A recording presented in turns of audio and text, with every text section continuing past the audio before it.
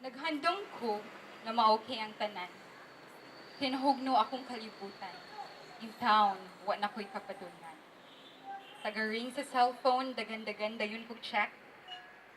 May ta si Bay na ning ni text. Imuhangan no jud akong i-expect. Halos taga oras magsigi kong stop. Mo-visit sa timeline sa imong Facebook. Mag-post-post dayon kong quote pang paigo. Kayang kasakit sa dughan, di na jud na ako matago. Sa imong pagbiya hangtod karon na ako'y nakalitan. Naglibog unsa akong gibuhat nanong nausab man ang tanan. Mga barkada gikalimtan, mga parente gitalikdan, gihimo na tikag akong kalibutan. Abi ba na ako bahalag magkinaunsa, di jud ko nimo biyaan. Kay numdum pa ba kaha ka? Or baka ha na amnesia? Mga higayon katong nagpuyog patang duha, sa akong huna-huna, perti pa dyong preskuha. Sa paborito natong kapihan sa IT Park, kung diin una nato na feel ang atong spark. Sa atong late night na food trip sa Subo Mercado, tamis pa ta kaysa mga ice cream dito. Gimingaw na ko sa hugot kaayo nimo nagakus. Babe, nanong nabuhat ni nimo, imo man kong gipaantos.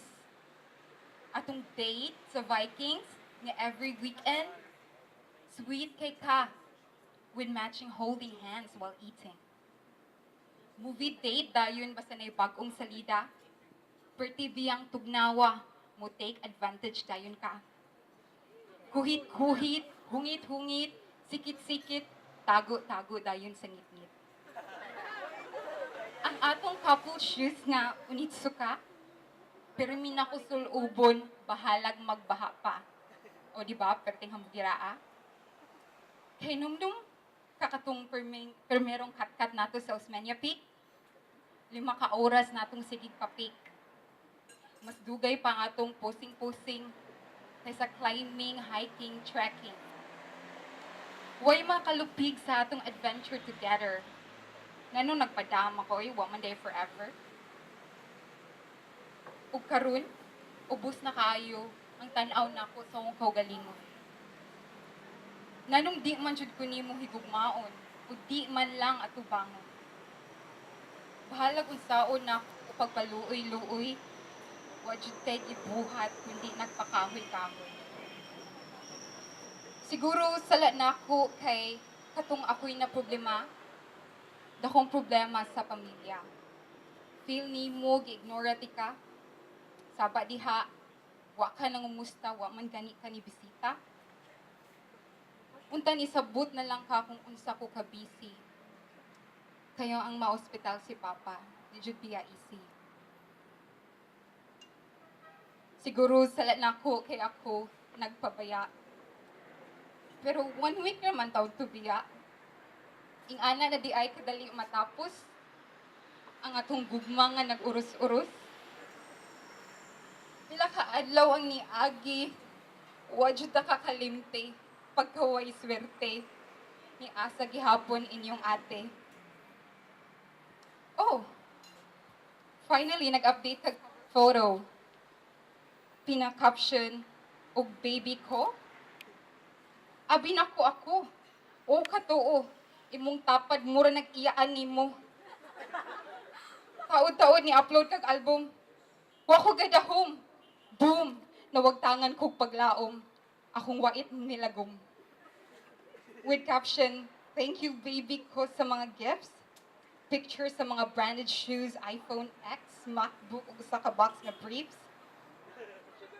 Diharon ako na-analyze, na-realize, abi na ko romantic, di ay to plastic, materialistic, abtik, sigig pangatik.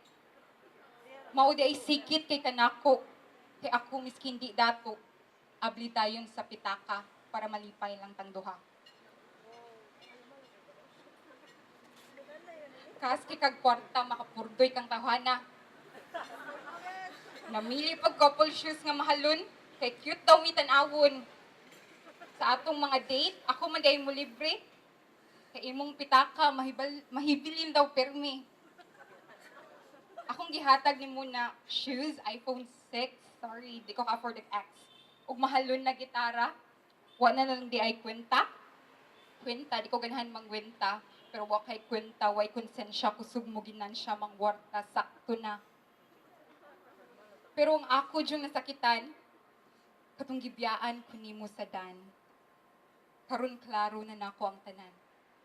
Ang rason nga imo kong gitaliktan. Kato naglakaw ta, nagstorya, ni-share ko sa akong problema. Nawa na ko'y kwarta, pangbayad sa ospital ni Papa. Pero di na ko la, abi na ko, mutabang ka, maluoy ka, kalit lang kag nawala, murag bula, ni biya, ako napahiya. Wa na jud ka nagpakita, kay wa na kay makuha. Nasakitan jud kayo ko biya, magabaan unta ka diha.